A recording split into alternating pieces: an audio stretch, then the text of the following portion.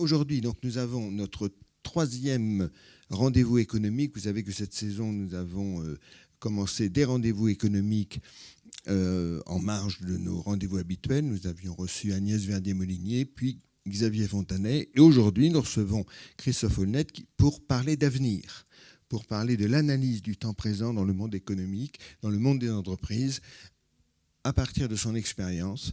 Donc son livre s'intitule « Le jour où j'ai quitté Bill Gates », mais en fait, vous parlez assez peu de vous.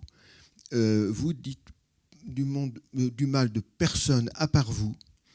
Non, mais ce qui change quelquefois de ce genre de livres, c'est des livres de justification où on dit j'ai eu raison contre tous. Là, c'est pas vrai. Vous dites que vous avez eu des torts, mais que ces torts ont été finalement très fertiles, puisque donc vous avez été président de Microsoft France pendant quelques années. Vous êtes resté 17 ans, je crois, chez Microsoft France. Vous y êtes entré jeune, et quand cette entreprise, vous avez été, je crois, le 60e salarié. Et quand vous en êtes... Absolument. Et aujourd'hui, il y avait 2500 collaborateurs, je crois, à Microsoft. Aujourd'hui, il y en a... 250 000, oui. C'est ça, voilà. Donc, alors, racontez-nous quand même très vite votre parcours après que vous avez fait vos études d'ingénieur de télécom. Vous êtes entré chez Microsoft et ça vous a beaucoup plu. Oui, merci Stéphane. D'abord, juste un petit mot pour vous remercier de cette invitation, remercier Nicolas et Corinne de l'invitation ici à Atlantia. Je suis ravi d'être là, de troisième invité, et puis aussi un peu intimidé avec la liste des personnes qui sont déjà intervenues et celles qui sont à venir. Vous avez d'autant plus votre place que vous êtes un enfant du pays. Voilà, et je pense qu'il fallait le souligner. Effectivement, je suis né à Châteaubriand, donc en Loire-Atlantique, juste pas loin d'ici. Et voilà, quand on est à Châteaubriand dans les années 60, c'est assez naturel de passer toutes ses vacances à La Baule. Et donc, je crois que ça fait plus de 60 ans que je viens ici tous les étés. Et un peu plus, puisque j'ai la chance d'avoir une résidence secondaire ici. Voilà, et donc, oui. Vous êtes né à Châteaubriand, mais vous renaissez à La Baule, on va dire. Disons que c'est toujours un passage énergisant. Bon. Donc, vous êtes ingénieur de Télécom Paris. Ensuite, donc, vous êtes entré en 88 chez Microsoft. Vous y restez 17 ans. Et donc, à cette époque, l'entreprise avait un marché en pleine expansion. Et donc, oui, tout allait formidablement bien pour cette boîte. En fait, bon, comme vous le disiez, j'ai eu un parcours. J'ai fils d'institutrice à Châteaubriand. J'ai été élevé dans le respect de la méritocratie et du fait du sens de l'effort et du travail. Et donc, j'ai franchi les différents barreaux de l'échelle, si je puis dire, les uns après les autres, jusqu'à faire une école d'ingénieur. Mais plutôt que d'aller dans des grandes entreprises comme Thales, qui s'appelait Thomson à l'époque, ou d'autres, j'avais envie peut-être d'une aventure un petit peu plus épicée, ou je ne sais pas, un peu différent. Et par le hasard des choses, j'ai été amené à rencontrer les gens de Microsoft. Mais je parle de ça, je suis rentré chez Microsoft en janvier 88. Donc je me souviens très bien qu'en novembre 87, quand j'ai dit à mes parents que j'allais rentrer chez Microsoft, ils m'ont fait répéter 3 fois le mot. Il faut bien voir que c'était l'époque flamboyante du Minitel, que certains d'entre vous, je pense, ont connu. Et c'est vrai que voilà, c'est ce qui m'avait vraiment séduit, moi, quand j'ai rencontré cette petite équipe Microsoft France. Il y avait effectivement, comme vous le soulignez, une 50aine de personnes dans la zone des Ulysses en région parisienne. Et 2500 dans le monde. L'entreprise, elle n'était pas très très connue. C'était le début du micro-ordinateur.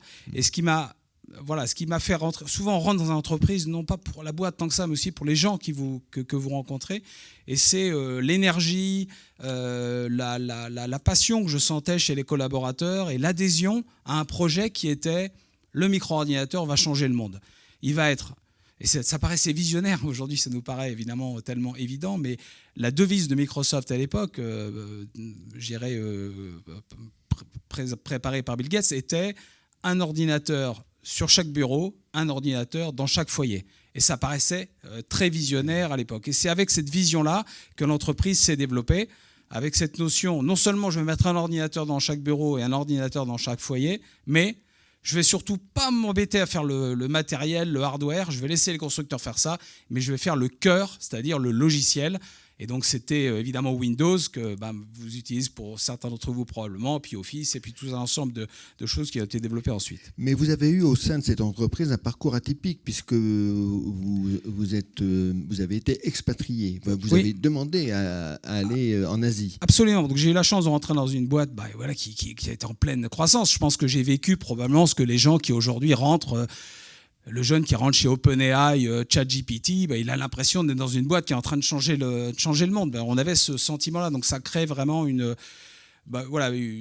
énergie forte et puis beaucoup de travail, mais beaucoup de récompenses et de gratification dans le travail quand on voyait l'impact de ce que l'on faisait. Et donc, cette entreprise, elle grandissait beaucoup et quelque part, j'ai évolué avec elle, c'est-à-dire qu'on m'a confié des responsabilités. Quand vous avez une boîte qui grandit, on recrutait énormément. Et donc, j'ai construit l'équipe commerciale qui s'occupait des grandes entreprises. J'ai atteint le comité de direction. Et au bout d'une dizaine d'années, donc en 98, je me suis dit, moi, j'aimerais bien passer à l'étape au-dessus. Et mon rêve, à ce moment-là, c'était d'être patron de Microsoft en France. Et les discussions que j'avais avec mon environnement managérial me faisaient comprendre qu'il fallait que je sois patient.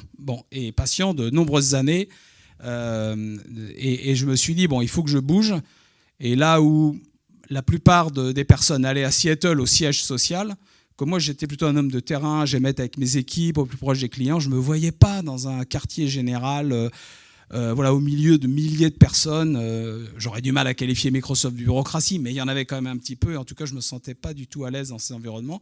Et donc, j'ai fait un choix assez radical, c'est que j'ai décidé d'aller à Tokyo, prendre le job de bras droit du patron Asie, basé à Tokyo, donc de faire ce pari de l'international.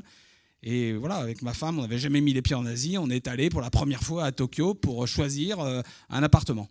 Pourquoi intitulez-vous le cocon le chapitre où vous racontez votre aventure dans Microsoft? On a l'impression que vous avez que c'est tout confort, que vous êtes porté par les événements.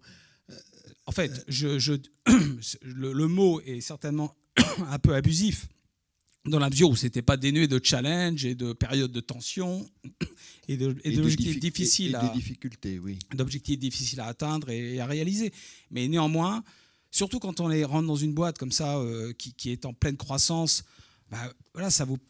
Moi, quand j'étais en France et au tout début et que j'allais aux États-Unis, on avait des off-site, des réunions de groupe où Bill Gates était là, on jouait au tennis avec lui, Steve Ballmer. Enfin, on fait partie des meubles. Donc, quand l'entreprise grandit, que vous réussissez, le cocon, c'est au sens où vous en connaissez tous les codes. Vous savez ce qu'il faut dire à qui. Vous êtes connu en interne. Donc, il y a un problème qui se pose. À ce moment-là, on peut envoyer un message à la bonne personne et on a une certaine légitimité parce qu'on fait partie... j'ai été qualifié de vétéran, mais j'avais 40 ans. Mais, oui, c'est ce que j'allais vous demander. Est-ce qu'il y a aussi une question de génération? Vous étiez tous... Lorsque vous êtes entré chez Microsoft, vous n'aviez pas 30 ans. Lorsque vous en êtes parti, vous aviez un peu plus de 40 ans. Est-ce que dans l'équipe dirigeante, il y avait aussi, vous aviez l'impression de faire partie d'une bande, oui, d'une génération à la conquête du monde? Oui, en fait, il se trouve que c'est intéressant ce que vous dites. Il y a 10 jours, on a une réunion d'alumni Microsoft à Paris. Et finalement, ce qui était absolument incroyable, c'est qu'on se retrouve finalement des gens qu'on n'a pas vus depuis 30 ans pour certains. Et on a l'impression ça vous arrive certainement avec certains des amis de très longue date ou de pensionnat ou de service militaire, et vous retrouvez des gens que vous avez connus, avec qui vous avez eu des périodes enthousiasmantes, et vous avez l'impression de redémarrer la conversation comme vous l'avez laissé la veille, alors que c'est il y a 30 ans. Et donc je n'aime pas du tout utiliser le mot famille pour une entreprise, parce que je pense qu'il ne faut pas mélanger les gens, mais il y avait un côté... vraiment de cohésion, et puis on avait tous entre 25 et 30 ans, donc on partait au ski ensemble. Enfin, il y avait une question de génération, très certainement. Bill Gates et Steve Ballmer étaient eux-mêmes très très simple d'utilisation, si je puis dire. Ils étaient au service de leur entreprise comme vous, et même à votre service quelquefois. Oui, c'est très juste et c'est quelque chose que je relève parce que pour avoir observé que dans de très nombreuses entreprises, quand le Big Boss vient en France, l'objectif majeur, c'est de lui faire plaisir, c'est-à-dire de surtout pas lui faire rencontrer un client qui est mécontent et de faire en sorte que tout se passe avec le minimum de problèmes, parce que sinon, dans de très nombreuses entreprises, le dirigeant risque d'avoir des problèmes si les rendez-vous se passent mal. Bill Gates et Steve Ballmer, qui était le numéro 2, qui est devenu après le numéro 1, eux étaient très clairs. Ils se considéraient comme une ressource au service de l'entreprise. C'est-à-dire que je me souviens que nous étions fait sermonner par Bill Gates, qui considérait que lors d'un de ses séjours en France, on ne l'avait pas, entre guillemets, assez utilisé. Il trouvait que son agenda n'était pas assez plein. Et donc après, j'avais bien retenu la leçon. Et la dernière fois que j'ai organisé une visite de Bill Gates à Paris, je me souviens la date, c'est le 17 novembre 2004. C'est là où vous avez rencontré Jacques Chirac. Absolument, absolument. Et on a eu un rendez-vous avec Jacques Chirac. Bon, il a eu 15 rendez-vous dans la journée, y compris d'utiliser le temps dans la voiture entre les déplacements pour faire une interview presse, remettre un prix. Mais ce qui était absolument fascinant chez ces gens, c'était pour moi d'abord à quel point ils étaient au service de l'entreprise. Et quand ils étaient sur le terrain, ils étaient probablement plus durs avec les gens du siège, mais avec les gens qui étaient beaucoup de respect pour les personnes qui, au quotidien, étaient les ambassadeurs de l'entreprise. Et être ambassadeur de Microsoft au début des années 2000, c'était pas si facile, parce qu'il y avait eu la guerre en Irak, des relations franco-américaines très difficiles. Et Microsoft était devenu un peu le symbole de l'hégémonie. Et donc, il y avait souvent des périodes de tension. Donc, ils étaient très reconnaissants. Ils se considéraient vraiment au service de l'entreprise. Et ce qui, moi, me bluffait, c'était la capacité à traiter des sujets extrêmement vastes, donc très larges, c'est-à-dire effectivement aller voir Jacques Chirac, aller rencontrer des étudiants, faire un amphi à la Sorbonne, aller voir des développeurs informatiques, discuter avec un grand patron, et d'être capable, dans chacun de ces rendez-vous, non seulement d'avoir la largeur de vue, mais d'être capable de rentrer dans le détail. C'est quelque chose qui m'a vraiment frappé chez les deux. Bon, et alors, votre séjour, il y a eu un double séjour en Asie, si je me souviens bien. Il y a eu Tokyo et Singapour. Absolument. Et donc, ça vous a appris quoi, ça ? Je crois que de vous confronter à une autre culture. Je ne peux que recommander à des jeunes l'expérience de l'international, de l'expatriation, parce que c'est se remettre en question. Quand vous débarquez à Tokyo, j'irai encore plus en 98, ils n'avaient pas leur téléphone mobile n'avait rien à voir avec ce qui était le nôtre, c'était le début d'Internet, donc on était complètement plongé dans un environnement différent. Donc ça vous force à vous ouvrir, à vous mettre à essayer de comprendre la culture des autres. Donc ça développe cette capacité, on parle de quotient intellectuel, de quotient émotionnel, ça développe un quotient culturel qui est très très important dans les grandes entreprises, et pour se mouvoir et pour aussi avoir une capacité à analyser des points de vue différents. Et sur le plan familial, il faut aussi pouvoir affronter le choc. Parce que... Ma femme qui est dans la salle va rougir, mais bon, effectivement, sans un soutien familial extrêmement fort et jamais démenti, j'aurais pas pu faire ce que j'ai fait. C'est-à-dire savoir du jour au lendemain partir à Tokyo, se retrouver avec notre fille de 4 ans à l'époque. C'est un vrai soutien et je dirais une carrière faite en équipe. Alors, j'ai oublié de vous dire, mesdames et messieurs, naturellement, vous allez pouvoir poser des questions, mais enfin, on fait le tour des grands sujets là, abordés par Christophe Honnête dans son livre. Et donc, vous étiez heureux, vous étiez comme un coq en pâte, si je puis dire, au sein de Microsoft, jusqu'au jour où vous avez fait une gaffe. Vous avez pris une initiative qui se révélera être une erreur, et une erreur très féconde, finalement. C'est-à-dire qu'à l'âge de 43 ans, vous foutez le camp. Alors, oui, la gaffe, on va en parler. Donc, j'ai décidé à 40... parce qu'après Tokyo, Singapour, je dirigeais l'Asie du Sud, je suis revenu en France et j'ai dirigé Microsoft France pendant 4 ans. Ce qui est pour moi... 2001 à 2005. Ce qui veut dire que ce rêve que j'avais, je l'ai réalisé notamment en partant à l'international et en faisant ce pari-là. Et ça a fait que les dirigeants ont porté un regard différent sur moi et m'ont donné confiance pour diriger Microsoft en France. Et donc, votre avenir chez Microsoft était tout tracé à ce moment-là. Oui, je pouvais y rester autant que je voulais, parce que, comme je vous disais, j'avais l'impression que je faisais partie des meubles et j'étais très bien. C'est pour ça que je qualifiais ça un peu de cocon. Mais néanmoins, j'avais une petite voix qui me disait, bon, est-ce que tout ce succès-là, finalement, il n'est pas dû au logo que tu as sur la carte de visite ? Quel est ton impact ? Pour moi, une des valeurs essentielles, c'est la valeur ajoutée qu'on apporte, l'impact qu'on a. Et je me disais, c'est quoi mon impact ? On me remplace demain, on met notre dirigeant. Évidemment, la boîte va continuer à exister. Et je me disais, je voulais un peu voler de propres ailes.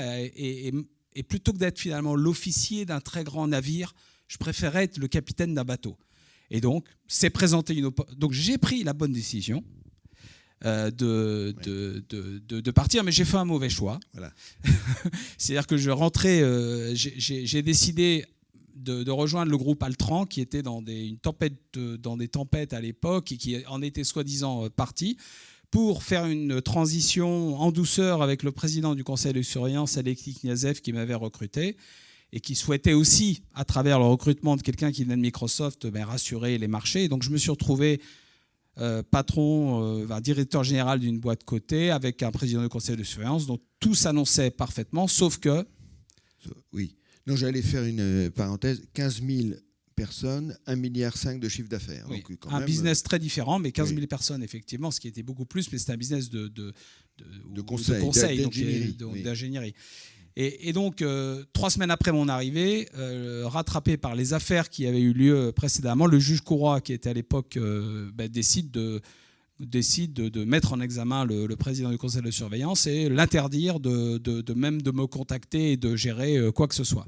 Et donc, 3 semaines après mon arrivée, je me suis retrouvé tout seul à la tête d'une boîte de 16 000 personnes, cotée en bourse, et je n'avais pas forcément mesurer ce que ça représentait de diriger une boîte cotée, parce que le dialogue avec les actionnaires, avec ce qu'on appelle le marché, tout ça, ce sont des compétences que j'aurais pu acquérir, je dirais, dans une démarche progressive. Mais là, plonger dans la piscine, ça a été un petit peu compliqué, parce que finalement, dans une bonne gouvernance à la française, que je n'ai pas forcément bien appréciée, quand le président du conseil a été mis hors de la société, à ce moment-là est arrivée une nouvelle personne qui a renouvelé complètement le conseil d'administration. Donc je n'avais personne qui m'avait choisi autour, alors que moi j'étais dans une démarche où j'aurais dû gérer une transition managériale. Et donc le dirigeant qui est arrivé, lui, avait en fait décidé de prendre le pouvoir sur l'entreprise. Et je raconte dans le livre, je me suis fait... il y a eu un petit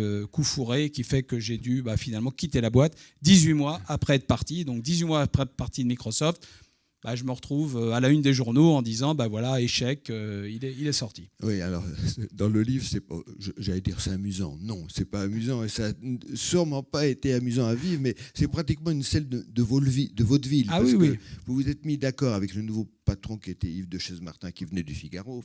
Faut se méfier du... Il faut se méfier des ex-journalistes, c'est ça. Oh là là, c'est terrible. Et donc, vous vous êtes mis d'accord avec lui pour virer un directeur financier. Oui. On a recruté, il a interviewé le nouveau, il me dit, cher ami, j'obtiendrai l'unanimité du conseil sur cette décision. Et j'arrive au conseil et le conseil me dit, ça nous paraît ni utile ni nécessaire. Je me souviens encore des mots, vous voyez.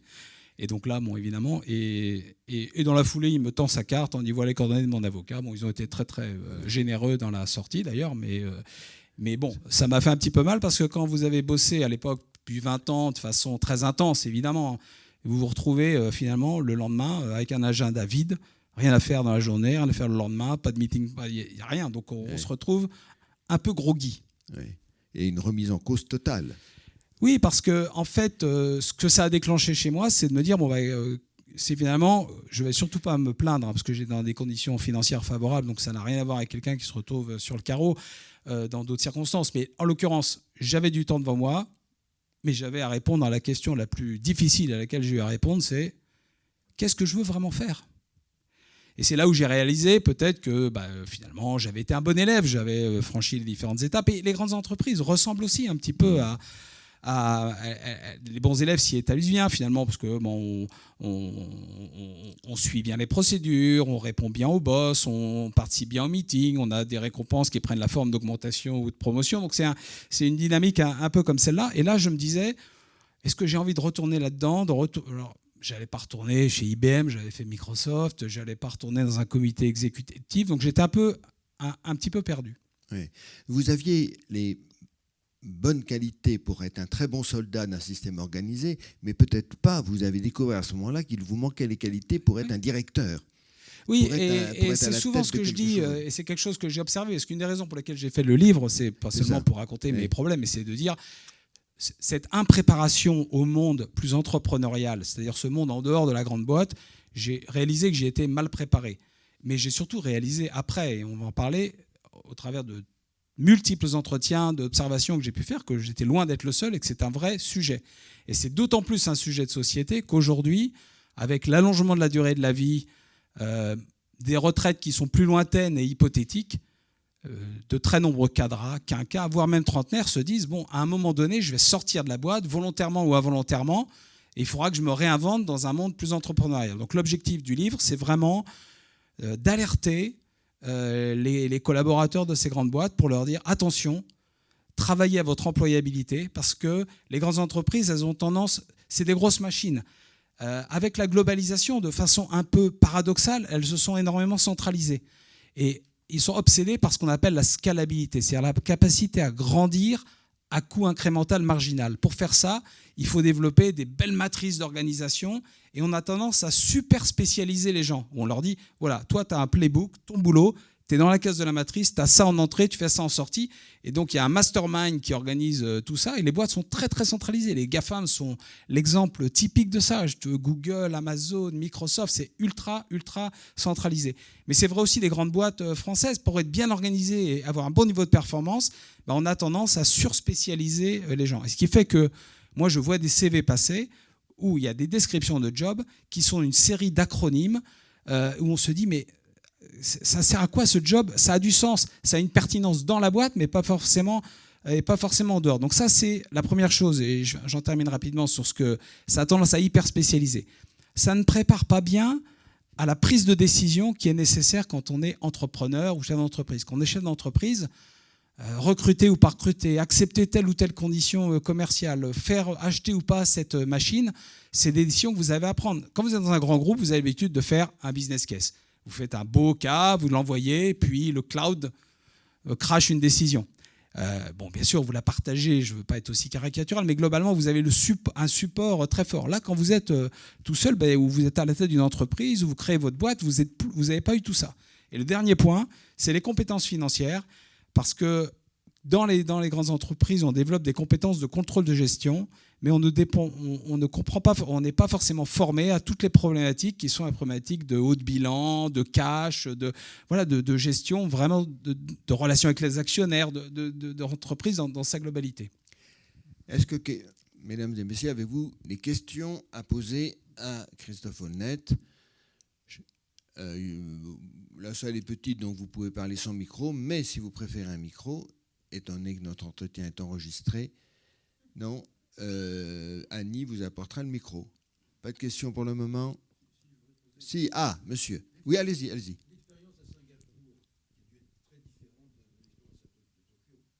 Oui, alors Singapour, on me pose souvent la question, c'est évidemment très différent. Tokyo, et d'ailleurs c'est toujours le cas, c'est un monde en lui-même, effectivement, d'abord par la langue, la extrême difficulté des Japonais à s'exprimer en anglais, le fait que le Japon lui-même est un marché en tant que tel, et quand on est au Japon, on développe le marché japonais, alors que Singapour est beaucoup plus ouvert vers l'extérieur en se positionnant, entre guillemets, comme la Suisse de l'Asie, si je puis dire. Donc, effectivement, en fait, ce qui est très intéressant dans mon expérience à Singapour, c'est que je me suis retrouvé à la tête de l'Asie du Sud, qui avait deux bénéfices. Le premier, c'est que c'était très très loin de Seattle. Et à l'époque, il n'y avait pas de vol direct Los Angeles, Singapour ou quoi que ce soit. Donc, avant que les gens de Microsoft arrivent jusqu'à Jakarta, Singapour ou Bangkok, qui étaient des toutes petites filiales, ils s'arrêtaient à Tokyo, à Shanghai, à Hong Kong. Donc, j'ai pu bénéficier d'une sorte de laboratoire pour développer des initiatives et d'être un peu plus mon patron que je l'aurais été sur une filiale où j'aurais été beaucoup plus surveillé. L'autre chose qu'on réalise sur l'Asie, c'est la diversité de ce continent, parce que souvent on a tendance à le considérer comme un tout, on dit l'Asie. Bon.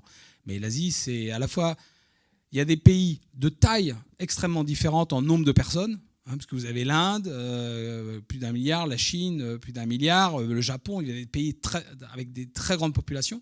Vous avez une très grande variété aussi de niveau de vie, parce que vous avez des pays très développés et des pays très pauvres. Et puis vous avez une très grande variété culturelle, parce que finalement c'est très très différent de faire du business avec un Indien qu'avec un Japonais ou qu'avec un Australien. Vous allez en Australie, vous allez à Hong Kong, vous allez à Singapour, vous engagez les discussions avec les clients. C'est comme en Europe, quoi. Je veux dire, il n'y a pas vraiment de différence. La grosse différence, c'est plutôt dans les pays à la fois plus culturellement différents et en voie de développement. Donc pour moi, l'expérience à Singapour, elle a contribué à me faire découvrir l'Asie peut-être plus largement que lorsque j'étais à Tokyo, où j'étais beaucoup plus plongé dans le Japon. Une autre question, Madame. Vous dites que votre femme vous a beaucoup aidé. Je vais la laisser répondre. Comment ça s'est passé pour elle? Parce que le Japon, c'est pas forcément un pays qui est très ouvert vers les femmes. Ah, il faudrait demander à Madame Olnet si prenez. Je vais laisser Anne répondre parce que finalement elle est beaucoup mieux qualifiée. Je ne vais pas parler à sa place. Vous pouvez répéter la question? Est-ce que le Japon, c'était pas trop dur? Ça demande un effort. Ça demande un effort. L'effort que j'ai fait, c'était d'apprendre le japonais. Mais une fois que vous faites cet effort, les gens sont très accueillants et c'est très facile. Et puis il y a une vaste communauté d'Américains. Mais il faut faire un effort parce que tout est absolument étranger. Et Singapour? Mais ça vaut le coup. Singapour, aucun effort à faire. C'est très facile. On parle anglais déjà. Et la vie est très très facile. Donc là, il n'y a pas d'effort particulier à faire. Et la traversée enfin si je puis dire entre guillemets, la traversée du désert, c'est-à-dire que quand votre époux se retrouve en plein doute, là aussi il faut le soutenir. Alors là, que vous répondre? Je ne sais pas. J'ai oublié. Ah oui. J'ai oublié. Non, mais je crois que ça c'est...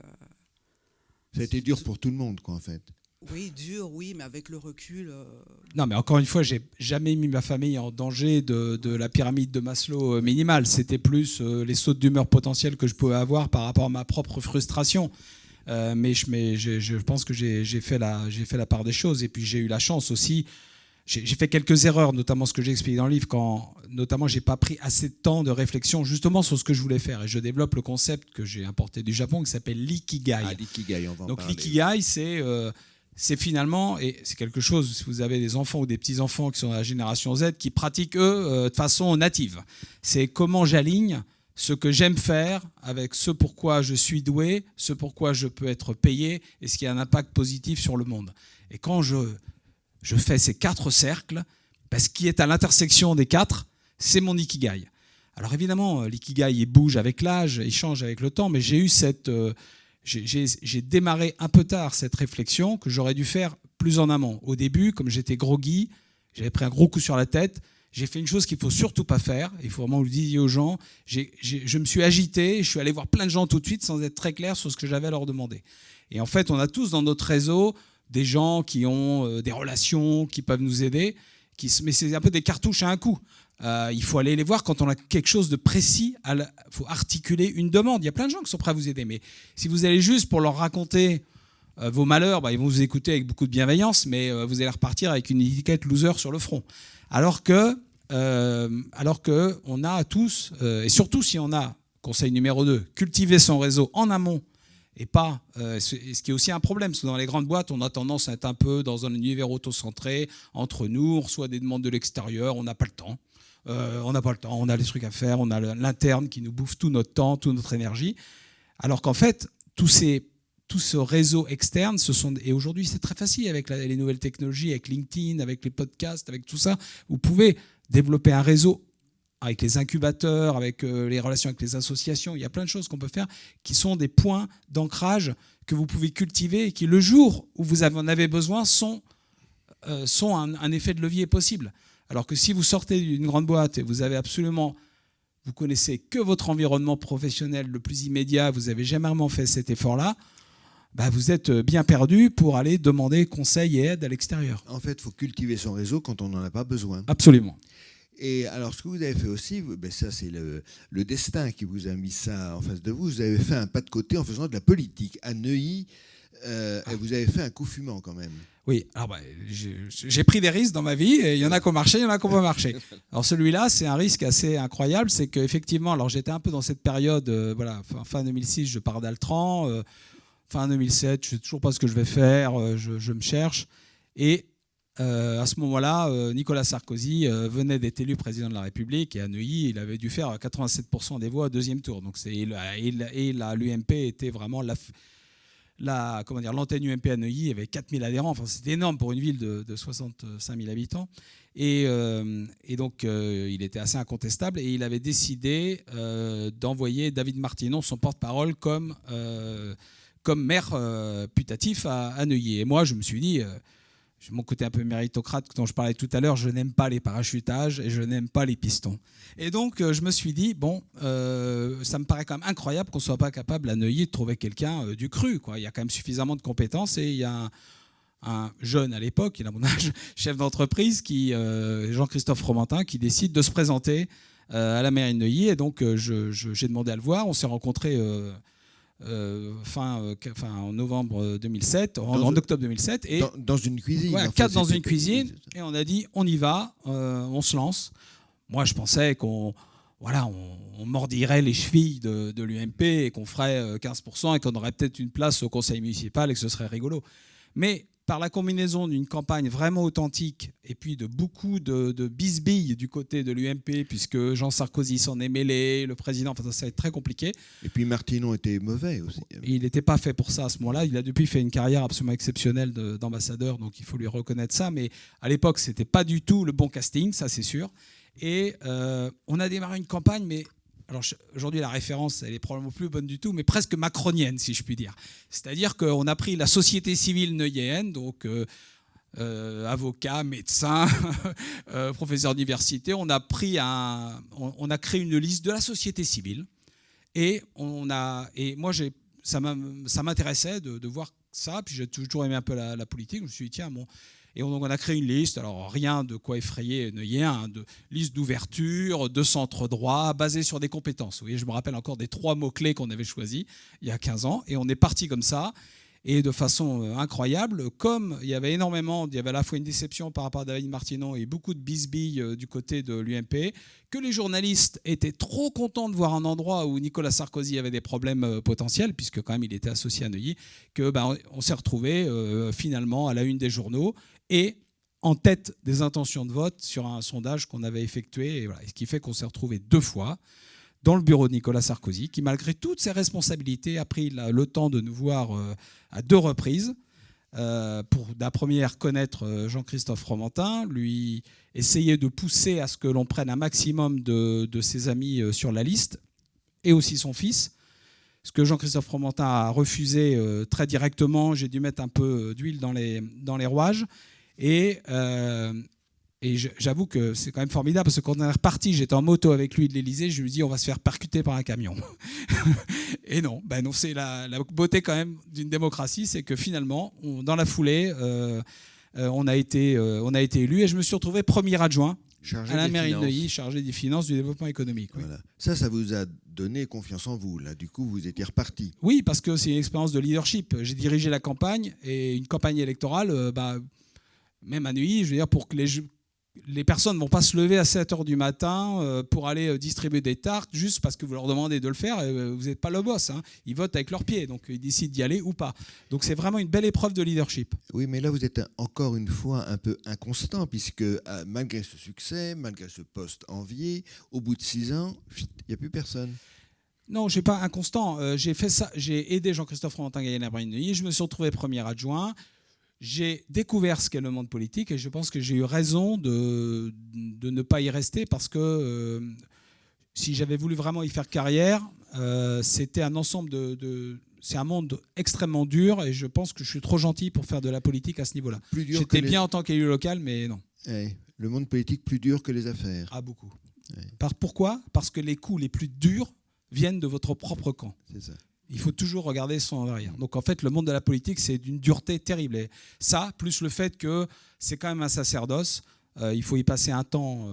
On passe son temps à attendre, à être dans des heures de discours, de choses. Enfin, c'est un vrai. Voilà. Et je me suis dit à 46 ans, à ce moment-là, bon, je me disais, c'est ma vie de dans 20 ans, mais ce n'est pas ma vie d'aujourd'hui. Et vous vous êtes rendu compte que ce que vous aimiez le plus, dites-vous dans votre livre, c'est mobiliser les énergies, travailler en équipe avec un objectif commun, bref, le monde de l'entreprise.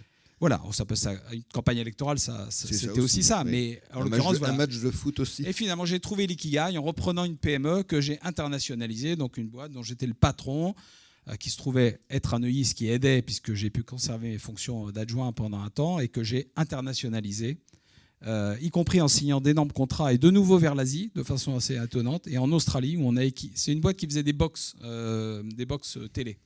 Mais c'était l'époque où c'était avant Netflix et tout ça, donc les opérateurs investissaient beaucoup sur les offres de télévision. Donc on avait une sorte d'alignement de planète entre le marché et l'offre. Et la boîte, elle était uniquement en France et je l'ai complètement internationalisée. Et on a signé un énorme contrat en Australie. Et comme ça, je me suis réinstallé, on est retourné. Mais cette fois-ci, c'était vraiment notre décision commune à Singapour pendant 5 ans, entre 2013 et 2018. Et là, vous avez acquis, au fond, les compétences qui vous manquaient à votre départ de Microsoft. C'est-à-dire qu'un bon ingénieur n'est pas forcément un bon patron, un bon directeur. Oui, je dirais que c'est pas forcément ingénieur ou même c'est pas lié au diplôme, c'est plus quelqu'un qui a été formaté par une grande entreprise, n'est pas forcément un bon patron vers l'extérieur. Et donc dans le livre, je fais une analogie, j'utilise la fable de La Fontaine qui s'appelle Le loup et le chien. Et finalement, alors bien sûr le terme chien n'est pas beau, mais finalement je compare la personne formatée dans une grande entreprise un peu à un animal domestiqué, c'est-à-dire qu'il sait bien se mouvoir dans son précaré, mais il n'est pas forcément à l'aise vers l'extérieur comme un animal sauvage. Et donc cette fable du loup et du chien, c'est vraiment ça.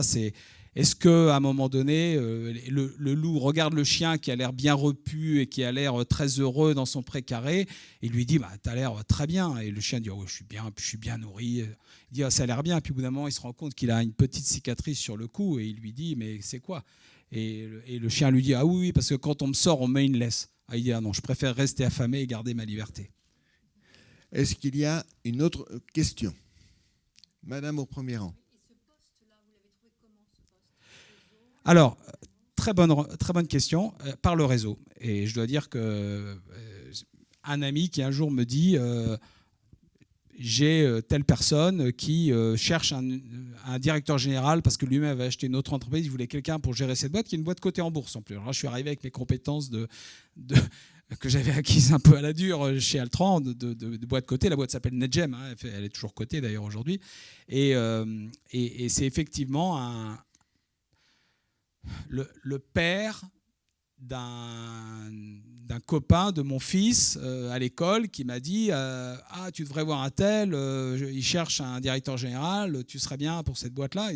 Et je l'ai rencontré comme ça. Donc et de toute façon, on voit très bien qu'à partir d'un certain âge, c'est quand même beaucoup le réseau qui permet les rebonds.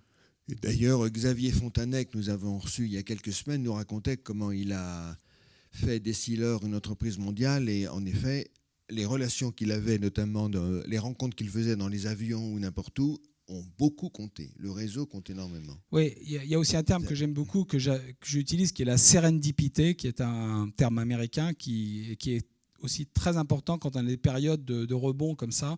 C'est d'accepter. Alors c'est facile à dire, et puis bon, quand ça s'est bien passé, on peut dire oui, bon. Mais néanmoins, j'ai vu un nombre de cas comme ça, de dire je vais à des réunions, notamment quand je suis un peu entre deux, que je ne sais pas ce que je vais faire, accepter d'aller à des réunions, de faire confiance un peu au hasard des rencontres, et parfois d'une rencontre en est une autre, un rebond, et voilà. Donc il faut aborder les choses, et c'est aussi un autre terme que j'utilise, avec l'esprit d'un néo et pas d'un ex.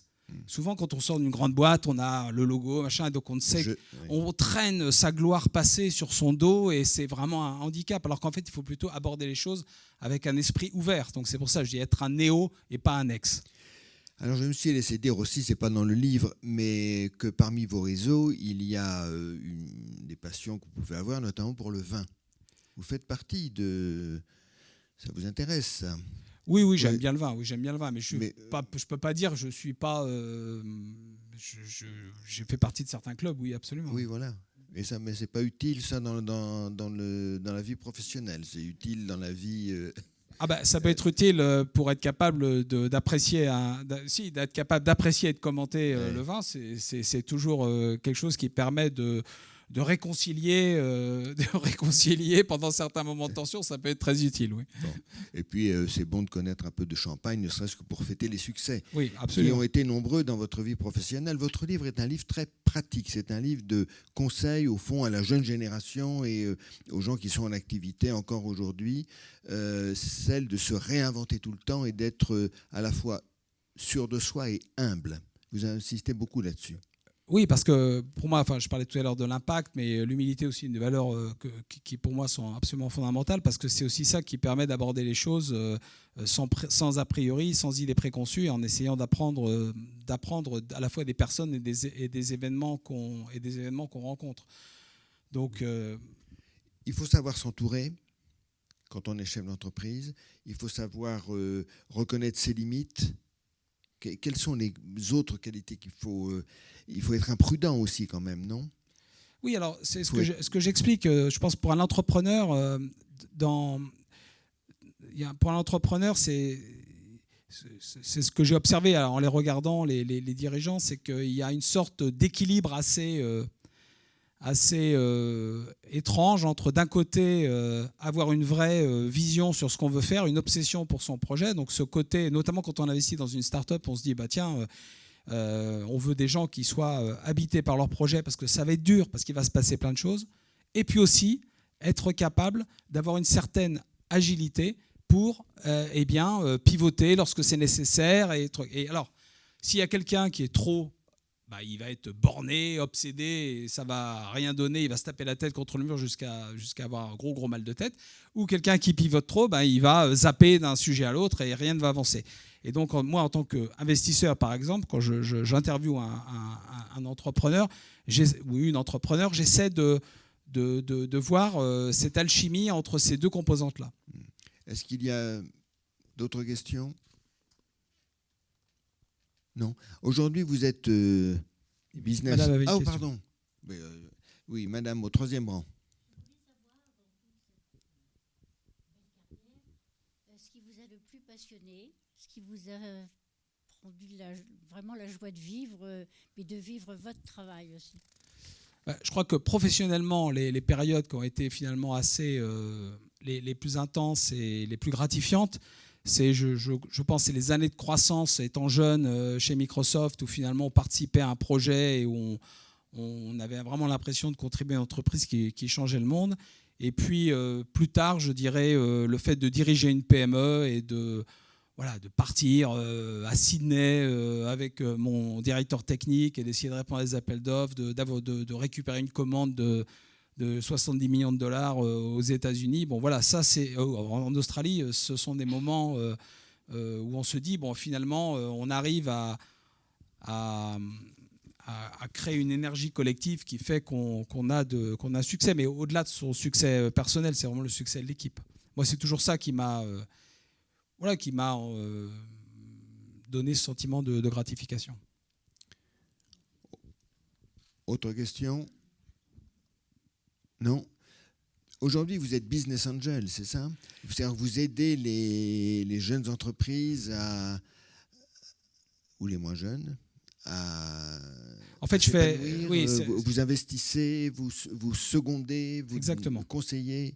En fait, je dirais que mon ikigai, si je puis dire, il a bougé. Autant il a pu être d'être dirigeant d'une PME. Bon, je l'ai refait, donc, vous voyez, entre 2009 et 2015, quand j'ai internationalisé NetGem. Et après, je me suis dit, notamment alors qu'on prévoyait de revenir en France, parce qu'à l'époque, on était à Singapour, je me suis dit, finalement, j'avais plus forcément envie d'avoir les contraintes opérationnelles au quotidien de ce qu'est de diriger une entreprise.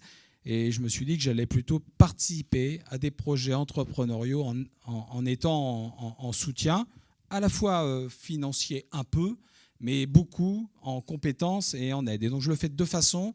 D'une part sur des grosses PME, ETI, avec un fonds qui s'appelle Seven2, qui c'est le nouveau nom d'Apax Partners, donc qui est un fonds un fonds d'investissement. Et puis, à titre personnel, effectivement, je suis un business angel très sélectif, c'est-à-dire que je choisis des projets, surtout avec des femmes et des hommes avec qui j'ai envie de bosser et que j'ai envie d'aider. Et je dirais que, comme je l'ai expliqué dans le bouquin, dans Business Angel, le mot le plus important, c'est angel. Parce que vous pouvez regarder autour de vous des belles histoires du gars qui a investi dans Uber, et j'en connais un, il s'appelle Kalakis, il a fait un bouquin, il a fait un seul investissement, il a fait fois 1000. Bon, très bien, mais la réalité, c'est qu'on voit la plupart des business angels ont du mal à récupérer leur mise, tout simplement parce que y a tellement d'aléas, première chose. Deuxième chose, le business angel, il investit au début de l'aventure, mais l'entreprise, elle a besoin de lever des fonds au fur et à mesure. Et donc, votre part, elle diminue. Et puis, s'il y a un accident de valorisation à un moment donné, vous vous faites rincer et vous pouvez avoir des entreprises qui sortent à 100 millions de valorisation et au final, il ne vous reste rien du tout parce que vous ne pesez plus grand-chose. Donc, le business angel, je ne dis pas que je fais ça pour perdre de l'argent, mais je fais ça aussi sur des projets qui m'intéressent, auxquels je crois, et avec des personnes que j'ai envie d'aider. Et j'ai eu d'ailleurs un très beau succès en Business Angel avec l'aventure d'Athéna que je raconte dans le livre. Dans le livre, oui. Dites-moi, vous avez l'âge d'être retraité à peu près, non? Bientôt, enfin, et vous travaillez encore? Oui. Alors là, pas encore. Ma retraite à taux plein, c'est pas pour tout de suite, hein, puisque j'ai commencé tard et puis j'ai quelques trous dans ma carrière. Donc, mais bon, non. De toute façon, j'ai cette chance. Mais surtout, moi, ce qui m'intéresse, c'est de me dire que de faire passer le message, comme je le disais tout à l'heure, sur à la fois la nécessité de garder son employabilité pour les salariés, parce qu'aujourd'hui, je vois trop de cas de gens qui, entre 55 et 65 ans, se retrouvent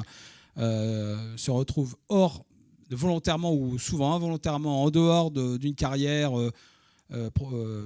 qu'ils ont fait linéaire dans une entreprise et qui sont un petit peu perdus, alors qu'il y a des vraies compétences qui, si elles avaient été capitalisées avec la réflexion de se dire comment je peux l'appliquer au monde extérieur pour être utile, y compris aux PME qui souvent ont vraiment besoin de compétences extérieures. Mais non, parce que je vous pose la question, pas par indiscrétion, mais parce que c'est un des sujets de votre livre, c'est-à-dire l'employabilité des seniors et la façon dont on peut combiner le travail du senior et la retraite.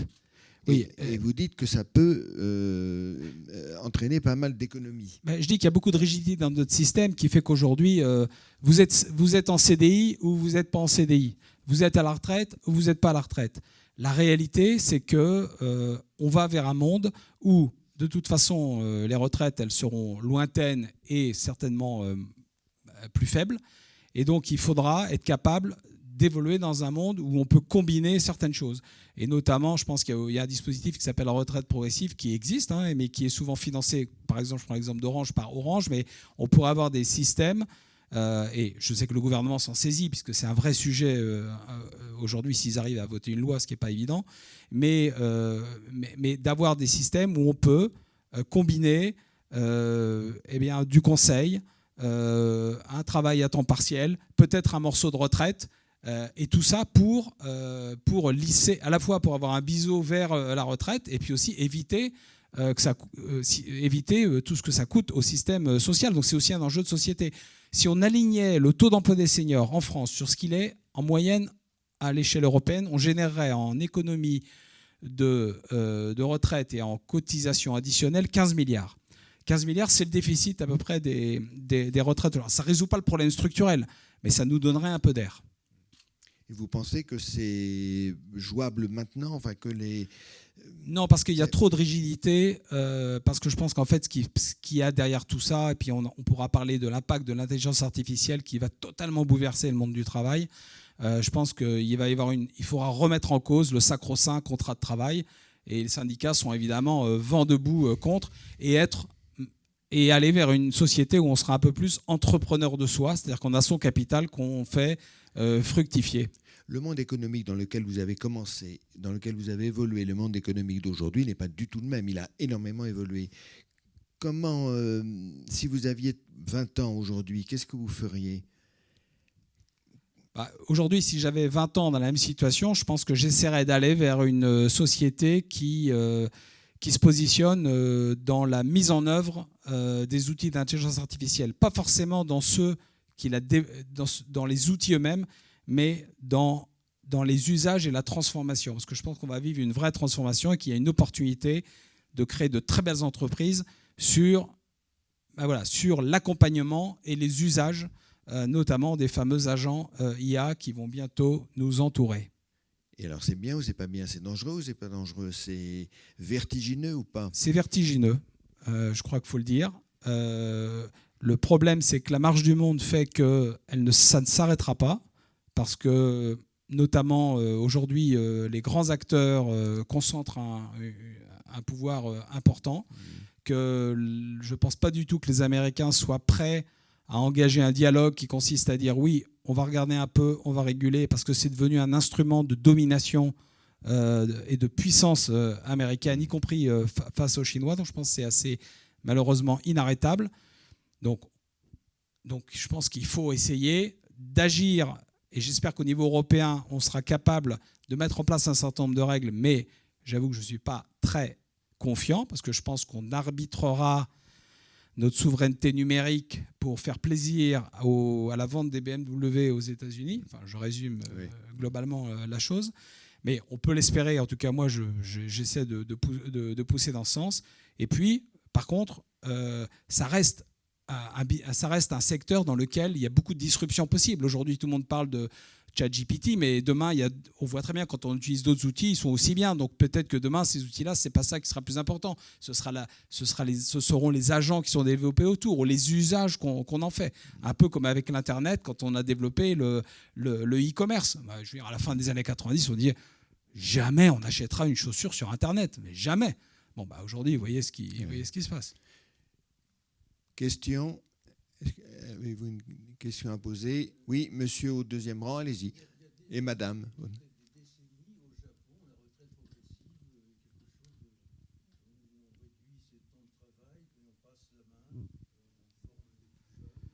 Oui, je pense que ce sujet de la transmission et de trouver une sortie en biseau, elle est fondamentale. Alors la bonne nouvelle, peut-être, c'est que en 2030, 40% des salariés auront plus de 45 ans dans les entreprises. Donc ce qu'on voit, c'est qu'il y a quand même une pyramide des âges qui se gonfle vers les âges plus élevés, qu'on a un déficit de jeunes qui rentrent sur le marché du travail d'environ 100 000 par rapport au nombre de personnes qui partent à la retraite. Donc il y a le fait de mieux utiliser la capacité des seniors, mais le fait que ça va devenir un besoin, parce que les entreprises qui traditionnellement avaient tendance à abandonner, quand même, on peut le dire, les quinquagénaires, vont devoir réinvestir sur eux, à la fois parce qu'ils ne trouvent pas forcément, et on peut parler aussi de l'adéquation de la génération Z au travail et la façon dont ça fonctionne, et de toute façon, ils n'ont pas assez de monde, donc ils vont devoir réinvestir. Et l'autre élément, peut-être figure d'espoir pour les seniors, on est pas mal dans la salle, c'est que l'intelligence artificielle, elle va avoir tendance à remplacer beaucoup de tâches de tous les jours, mais qu'il va falloir garder une expertise pour les surveiller. Donc demain, quand vous êtes cadre d'une cinquantaine d'années, vous avez une expertise dans l'entreprise,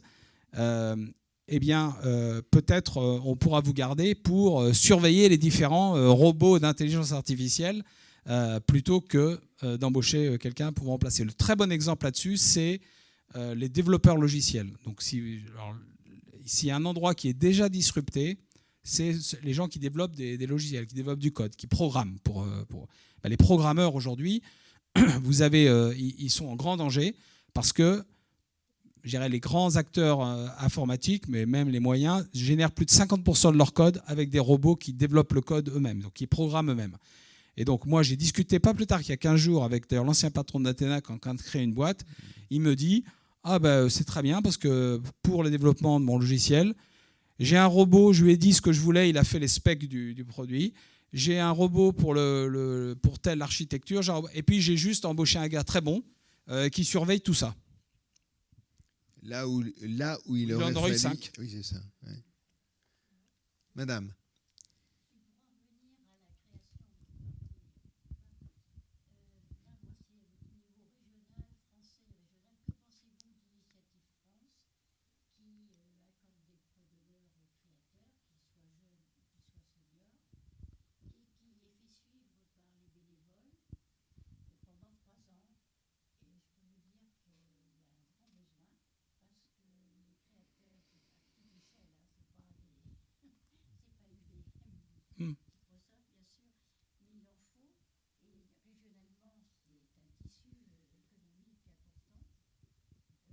Non, mais je pense que c'est... Ouais, je pense le plus grand bien. Je pense que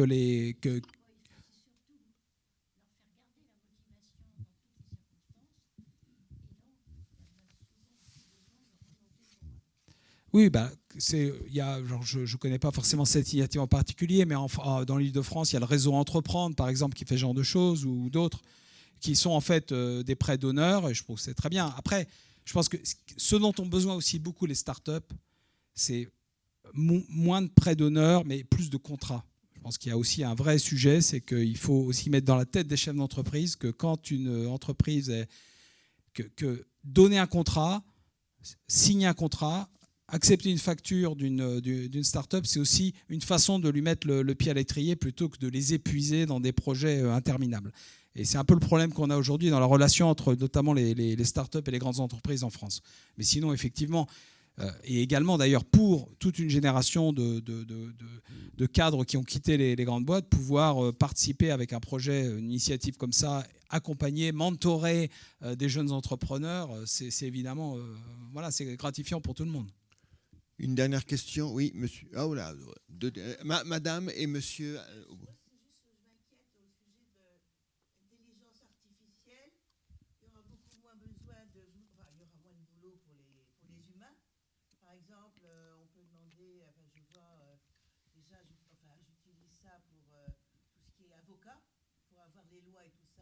Vendre un bien ou l'acheter. Je me dis, on n'aura plus besoin d'avocats, on n'aura plus besoin de ceci, cela.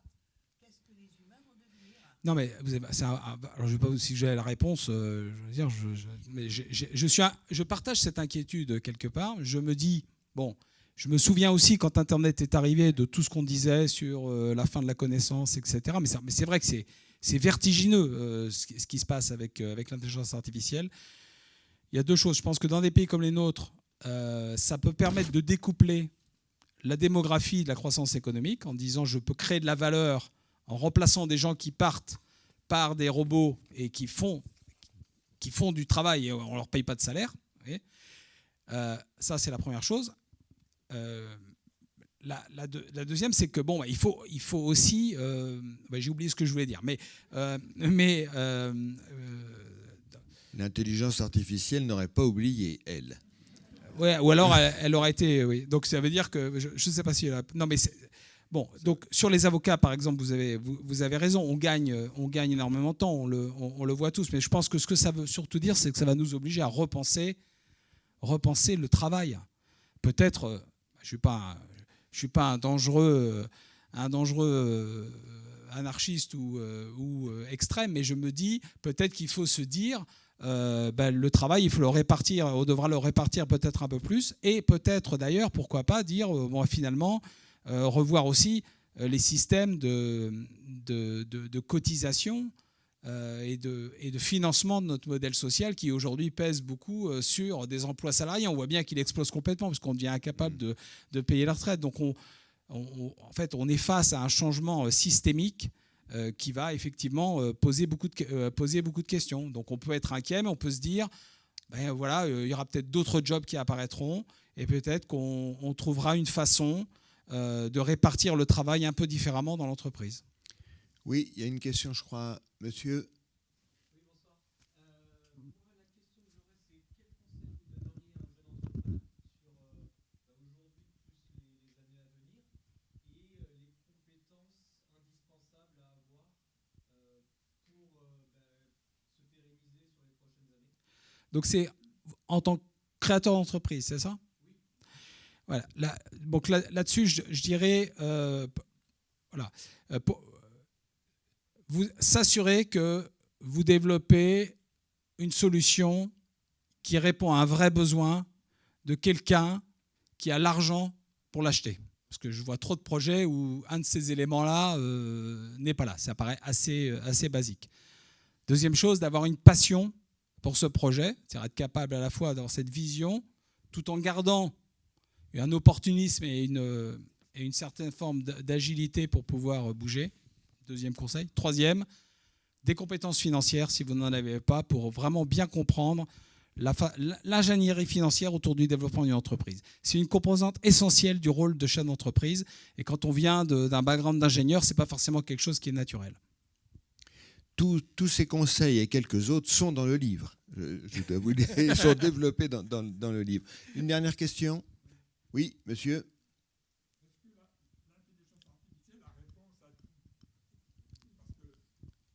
Alors, elle a une réponse à tout. Mais est-ce que c'est la réponse? Je ne sais pas.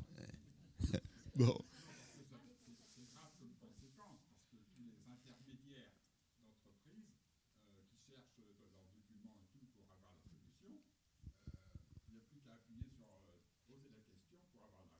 Oui, mais il faut garder une certaine vigilance sur les outils, parce que vous pouvez aussi utiliser l'intelligence artificielle, sa capacité à pouvoir extraire de la donnée,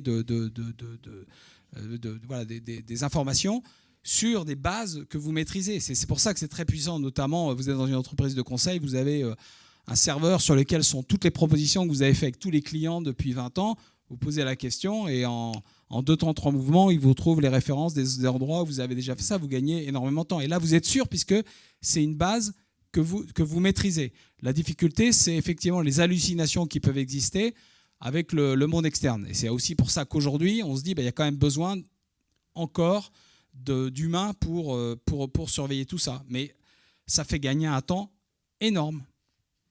Dernière question, ça fait 3 fois que je dis dernière question, mais enfin...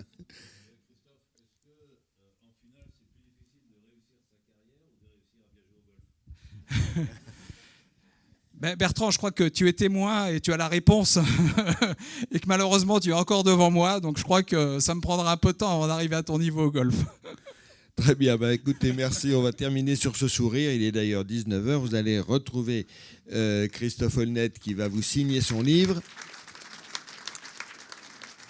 Cette conversation a été enregistrée, donc vous pourrez les réécouter sur notre site internet lesrendezvousdelabôle.com et on se retrouve pour la dernière de la saison jeudi avec Michel Barnier qui va nous... Il a des projets d'avenir, Michel Barnier. Voilà, alors écoutez ça, on saura ça jeudi. Et Monsieur Holnet, on vous attend pour votre prochain livre. Merci en tout cas et bonne soirée à tous. Au revoir.